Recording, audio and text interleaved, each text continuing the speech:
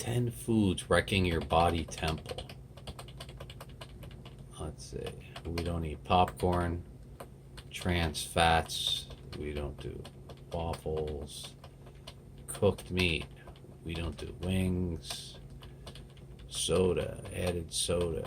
We don't drink that.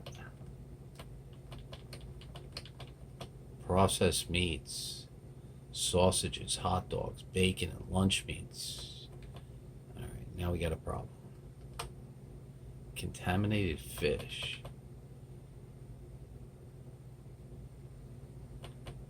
Mercury.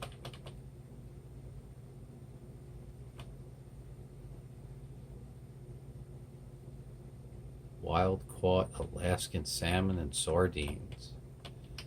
Sodium loaded foods. We try to go fresh. Veal. Highly inflammatory meat. Well, we don't eat veal, so we don't have a problem. Sherbet.